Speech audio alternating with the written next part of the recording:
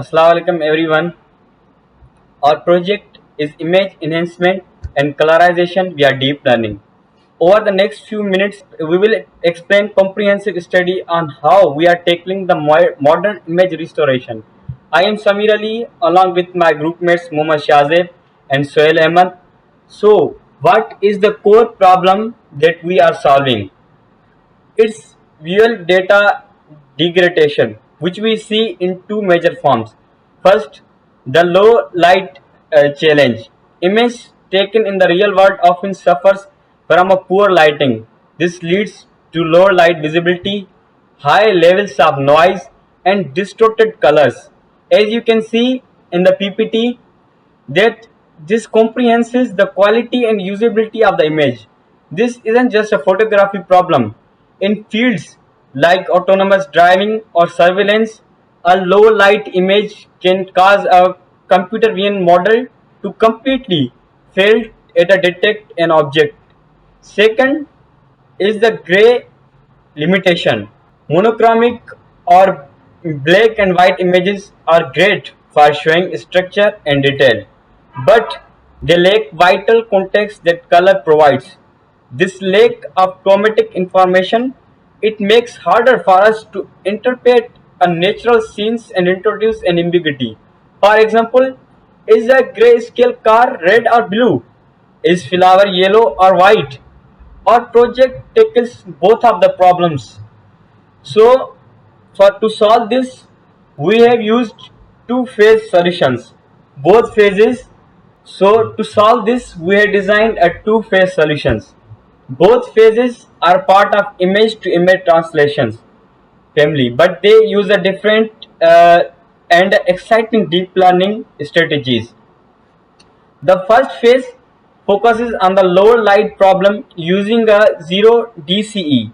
This is a modern unsupervised approach, meaning it does not need before and after pairs. It learns to fix the image using a set of smart rules.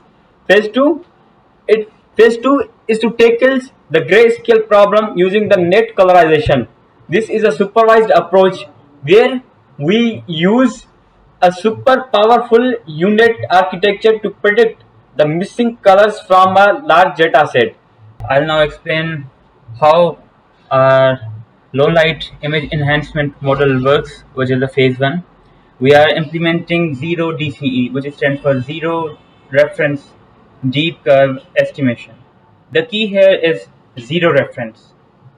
It learns without any ground truth, uh, which is the normal light images. And so, how does you might be wondering how does it work? Instead of generating a new image from its own, from zero, from scratch, by pixel, the network called DCE-net is extremely lightweight. It takes the low light images and outputs a set of parameters for a high order curve. You think of this like a sophisticated curves tool like in Photoshop. But instead of one curve for the whole image, the network learns a unique custom curve for every single pixel. This curve is then applied to the original image to enhance it. This method is incredibly fast, stable, and is the core of our unsupervised approach. So, if it's not using a ground truth, you might be wondering how it works. How it works and how does it know what it has to aim and achieve, what a good image looks like. This is the magic of the model. It simply uses four specialized non-reference loss functions that act as a set of rules. First, we have exposure control. This loss tells the model that a good image isn't too dark or too bright. It pushes the average intensity of image patches towards an optimal medium gray level, ensuring a balanced exposure. Secondly, we have spatial consistency loss. This is critical for preventing jarring artifacts like halos around objects. It ensures that neighboring pixels are enhanced in a similar way and are not distorted, forcing the enhancement to be smooth and preserving the image's natural structure. Third, we have color constancy loss. This loss fixes color casts. like an image being too green or too blue or too red. It encourages the RGB values, RGB channels to have a similar average intensity, which is simply a very simple but powerful trick to restore a natural white balance. Finally, we have our last loss function, that's illumination smoothness. This simply ensures the enhancement curve itself is smooth. It prevents any strange, abrupt changes between adjacent pixels which would look unnatural.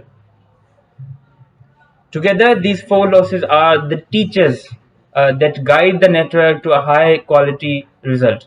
Image phase 2 image colorization. The core technique here we use live color space. Basically, and this is the key insight. Instead of RGB live, separate images into L for lightness and we pass input as L image means can we predict AB outputs, can we predict colorization images as a output image, and here we use unit design means unit design is basically a encoder decoder with skips. So and this is a power encoder decoder network that is perfect for image to image translation.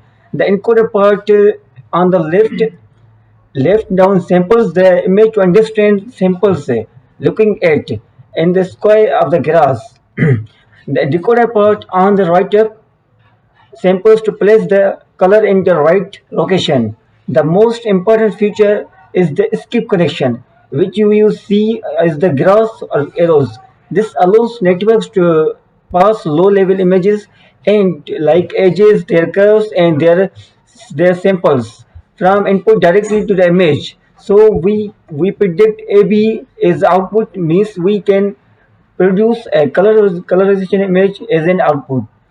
The data we are using to train these two models for phase 1, we'll use the LOL or low light dataset.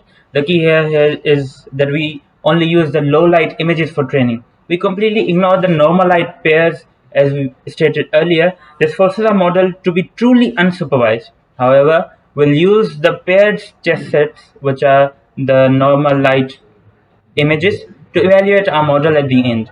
This allows us to calculate metrics like PSNR and SSIM to objectively prove how well our model performed against the unseen ground truth.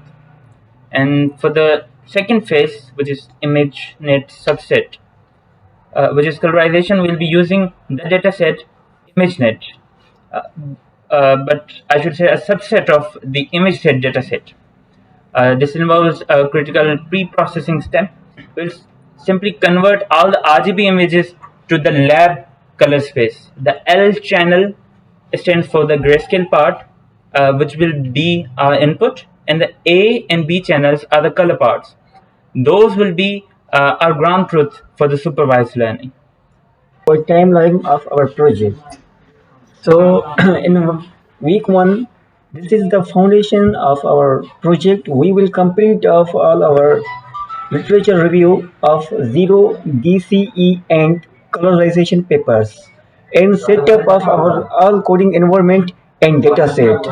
And in week two, we dedicate ourselves in phase one to involve implementing the enhanced images using DCE and fully evaluating the low light images into high resolution. So in week 3, we move on phase 2 means we use image colorization phase. We use U-unit technique means encoder and decoder which is powerful for image to image translation. And this is our last week, the week 4. In week 4 we will combine both techniques to show our projects. Now, let's talk about what are the major outcomes. Now that we have the full technical and project plan, let's talk about the impact. This project has three main outcomes. First, the technical mastery. We will demonstrating our understanding of complex modern deep learning concepts. This includes non-references losses for unsupervised learning, like lightweight CNNs, like DCE-NET, powerful encoder and decoder networks like UNet, and advanced technique like lab colors space manipulation. Second, practical restoration. This is not just a theoretical exercise. We are building a production ready models. The zero DCE model is lightweight enough to run on mobile phones, and the colorization model can be used for real world tasks like improving surveillance footages, restoring old family photographs, or enhancing detailed archives. Then finally, this project builds a research foundation. Our work will serve as a strong baseline implementation. This allows us to recursively compare our results against a new emerging architectures in the future, providing a starting point for further research. Our project tackles two fundamental challenges in computer vision.